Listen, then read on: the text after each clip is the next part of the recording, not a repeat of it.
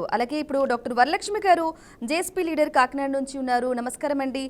చెప్పండి డాక్టర్ వరలక్ష్మి గారు, మహిళలు రాజకీయాల్లో రావాలి అన్న, అలాగే రాణించాలన్న క్యామ్ ఆన్ చేసుకోండి వరలక్ష్మి గారు.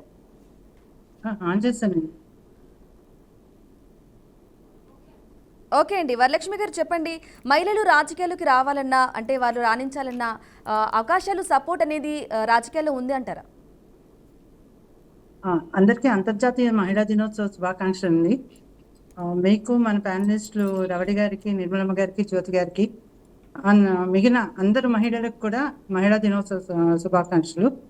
ఇప్పుడు రాజకీయాల్లో మహిళలు రాణించడం అనేది పక్కన పెడితే, ఏ రంగంలో కూడా మహిళలకి సరైన ప్రోత్సాహం లభించట్లేదని నా అభిప్రాయం అండి.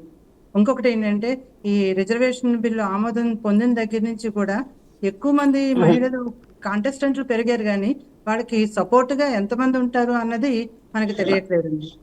ప్రతి రంగంలో కూడా మహిళకి కంపల్సరీగా. దయచేసి మిగతా వాళ్ళు మ్యూట్ చేయవలసిందిగా కూర్చున్న వాయిస్ చాలా డిస్టర్బెన్స్ గా ఉందండి.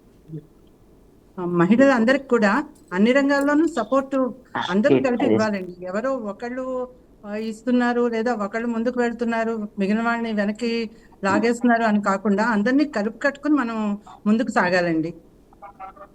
హలో, ఎస్ చెప్పండి.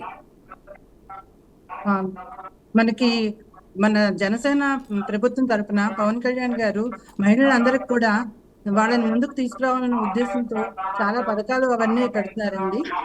ఇవన్నీ కూడా మనం ఉపయోగించుకుంటూ మనం రాజకీయాల్లో తప్పనిసరిగా రాణించాలని చెప్పేసి నా అభిప్రాయం అండి. అయితే వరలక్ష్మి గారు చెప్పండి, రవలి గారు చెప్పారు మహిళకు ఎవరో శత్రువులు కాదు, మహిళకు మహిళ శత్రువు అవుతుంది అని చెప్పేసి ప్రధానంగా ఆరోపించారు. దీనికి మీరు కూడా ఎక్కువ భావిస్తున్నారా? అది అంటే 100% నిజం కాదండి, కానీ కొంతమంది అలా చేసేవాళ్ళు చాలా మంది ఉన్నారు.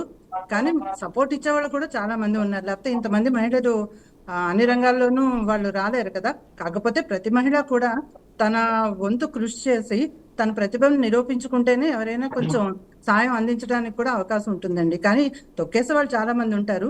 వాళ్ళందరినీ తప్పించుకుంటూ మనం ముందుకు వెళ్ళడానికి ప్రయత్నం చేయాలండి. ఎవరైతే మనల్ని వెనక్కి లాగుతున్నారో వాళ్ళను కూడా మనం వదిలించుకుంటున్నట్టుగానే ఉండాలి. వాళ్ళని కూడా మనతో పైకి తీసుకురావడానికి కూడా మనం సహాయం చేయాలండి.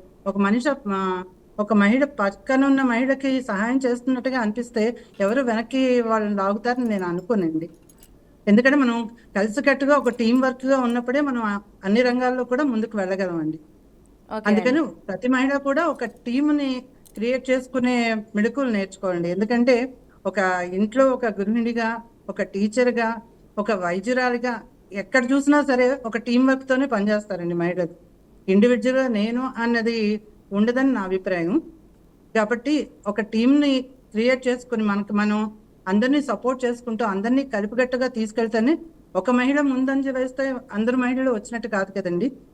మన చుట్టూ ఉన్న మహిళలను కూడా మనతో పాటు ముందుకు తీసుకెళ్తేనే మనకి అన్ని విధాలుగా బాగుంటుందని చెప్పి నా అభిప్రాయం అండి.